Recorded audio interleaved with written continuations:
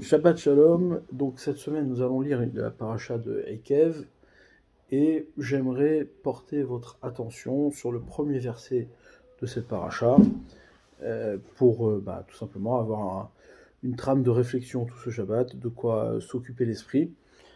Et il y a évidemment quelque chose d'ici d'énigmatique dont je vais vous faire part maintenant. Vaya Eikev Tishmeun, le verset nous dit « Et voici que à l'écoute », on va traduire parce que la traduction ici est très difficile. Ekev Tishmeun, c'est-à-dire littéralement, c'est le talon vous écouterez.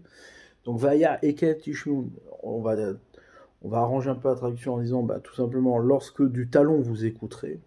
Et Amishpatim, les lois, Aele, celles-là, ces lois-là, ou Shmartem Ba'asitem, vous les garderez, vous les accomplirez.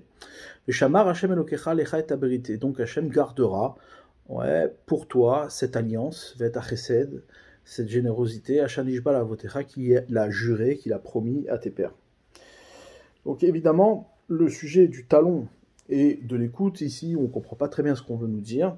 Rashi précise, il nous donne une petite explication.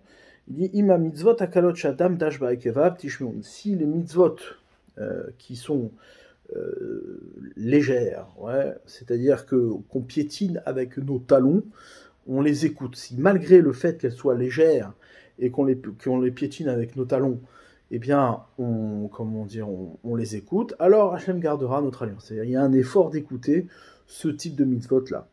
Quelle est la définition d'une mitzvah qui est piétinée par le talon? Qu'est-ce que ça signifie? Le talon, c'est ce qui signifie la stabilité. C'est-à-dire que quoi qu'une mitzvah on a l'habitude de pratiquer, au bout d'un moment, mais quelque part, on se sent stable face à cette mitzvah et la mitzvah devient habituelle. C'est-à-dire c'est une mitzvah sur laquelle il n'y a plus d'écoute, il n'y a plus d'apprentissage. Pourquoi? Parce qu'on sait tout. On est tellement habitué à la mitzvah que quoi qu'on se pose plus de questions sur la mitzvah, c'est devenu un rituel, c'est devenu une habitude. Et donc là, la Torah nous avertit, elle nous dit attention, il ne faut pas que les mitzvot deviennent un rituel, il ne faut pas qu'elles deviennent une habitude. Il ne faut pas se sentir, sécurisé par la mitzvah, mais au contraire, il faut être invité à la réflexion, être invité à l'écoute, invité au débordement et à l'apprentissage en permanence. Donc il y a un effort particulier à garder l'oreille attentive face aux choses sur lesquelles on a l'habitude de pratiquer. Donc ça c'est le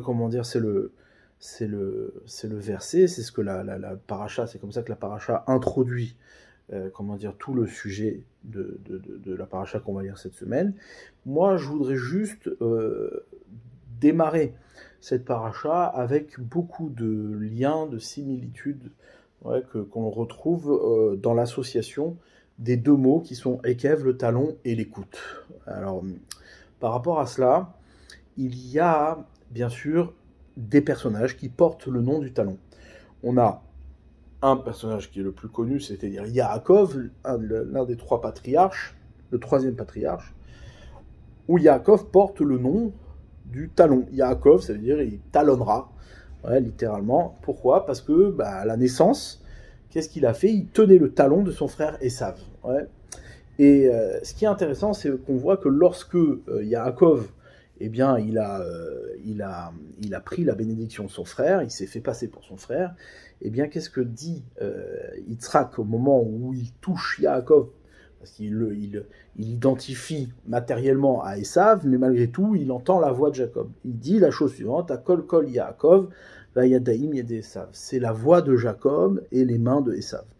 Donc on voit que, effectivement, Yaakov est associé aux mains de Esav, et d'ailleurs c'est ce qui va lui faire valoir le fait d'avoir la bracha de Esav, c'est parce que sa voix s'associe à la main de Esav. Donc Yaakov est celui qui a la capacité de laisser la voix opérer à partir des mains de Esav. Si les mains de Esav sont dissociées de Yaakov, qu'est-ce qui se passe? On n'entend plus des actions de Esav, on n'entend plus l'apprentissage, on n'a plus l'attente qu'il y a d'entendre quelque chose.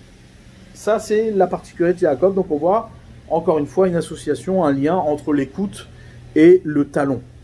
Maintenant, il y a également Rabbi Akiva. On connaît Rabbi Akiva, qui, lui, porte aussi le nom du talon. Rabbi Akiva, ouais, comme son nom l'indique. Et nous disent nos sages que Akiva était de la tribu de Shimon, la tribu de Shimon, Shimon qui veut dire écouter, entendre.